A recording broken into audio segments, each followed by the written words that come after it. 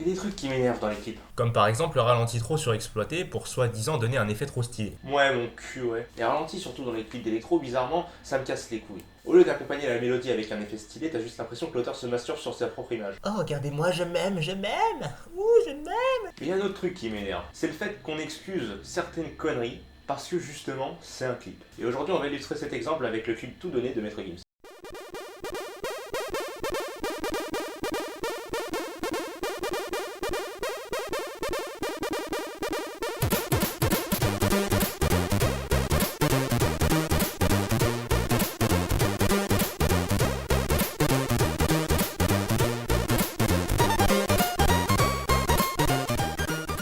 Donc, premier plan et oh putain, le drapeau américain sous le vent pour montrer sûrement que le Watibé pèse même jusqu'au State. Donc, Maître Gims vient de passer une petite nuit sympathique dans un motel 5 étoiles, et comme tout binoclard, nettoie ses lunettes. Il a raison, ça serait dommage de pas voir la suite du clip. Et là, une petite équipe du SWAT arrive au calme, mais avec quand même un peu de vent. Bon, on a compris que c'était le SWAT. Mais attends, mais qu'est-ce que fout le SWAT de Los Angeles alors que le clip se déroule normalement dans le Nevada? Ok, alors, j'y connais rien en SWAT, mais c'est pas la bonne zone. Donc le SWAT est là pour choper Maître Gims.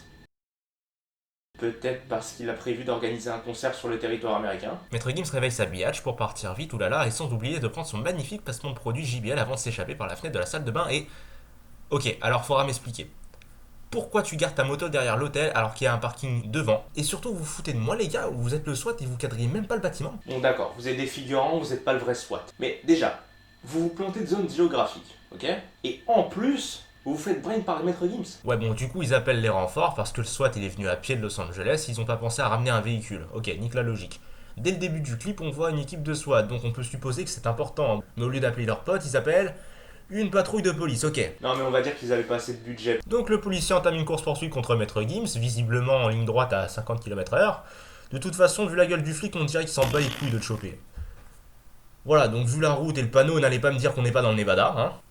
La poursuite a dû se finir parce qu'on voit la biatch de Maître Gims Sans offense bien entendu. se refaire une beauté. C'était tout droit, mais le flic a sûrement calé. Il se retrouve dans un restaurant typique du bled et Maître Gims se fait un petit plaisir pour nous montrer qu'il kiffe bouger la tête en rythme avec le clip pour nous montrer que son placement de produit est trop cool. La biatch est trop une thug car elle va dans les toilettes du personnel seulement. Et merde, un flic qui vient se réapprovisionner comme par hasard dans le même restaurant que nos deux fugitifs. En plus, c'est dommage, un portrait robot 2 passe à la télé en même temps. Bah ouais Maître Gims, tu fais pas d'effort aussi. T'aurais pu changer de lunettes. Donc les gangsters.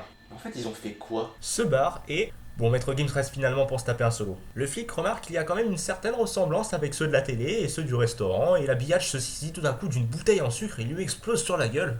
Quelle violence. Et Maître Gims monte sur la moto qui s'est transformée en Mustang pendant qu'ils étaient en train de bouffer dans le restaurant.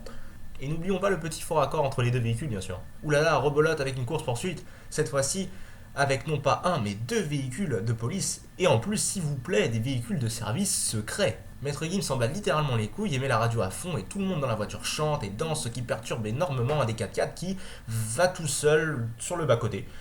Vive les effets inutiles. Non mais peut-être il a vu un CD de Maître Gims tomber sur la route et il a essayé de l'esquiver. Après tu me diras, il aurait pu redémarrer, hein. Mais le choc était... tellement absent. Bon, c'est véridique, les mecs de la police ne savent pas conduire, ils ne savent même pas suivre une voiture sur une putain de ligne droite. Parce que le clip n'en a plus rien à foutre du scénario, Maître Gims se tape une petite partie au casino. Et pour fêter ça, trinquons nos verres sur le même plan que le décolleté de madame. Le vigile crame la chance trop chanceuse de Maître Gims. Plan sur ta mère qui prend des crédits à la consommation pour tout claquer le samedi soir au casino. Le vigile appelle le SWAT, direct. Ça me donne même pas envie de gagner au casino en tout cas. Maître Gims chuchote à l'oreille de la biatch qu'elle a gagné le prix de la meilleure actrice et le 4x4 vient enfin rattraper la bagnole de Maître Gims.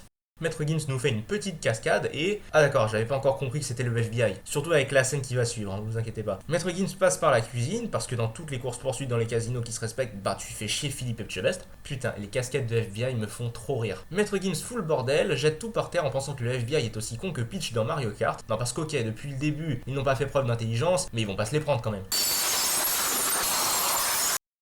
Ok, nique ta mère. N'empêche, dédicace au cuisinier qui réagit comme si un connard qui défonce tout dans la cuisine arrivait toutes les semaines. Donc Maître Gims, au lieu de récupérer sa bagnole et risquer, Non bah rien, parce qu'avec des brels pareils, tu peux t'échapper facilement, hein. bah il monte les escaliers, va sur le toit et va prendre un hélico. Mais attends, il l'a appelé quand? Vu qu'il est venu en bagnole juste avant, putain. Eh, sérieux, le clip il s'est pris pour GTA. Et le FBI qui regarde l'hélico s'en aller alors que c'est juste le FBI, hein, il pourra envoyer une patrouille aérienne, mais non.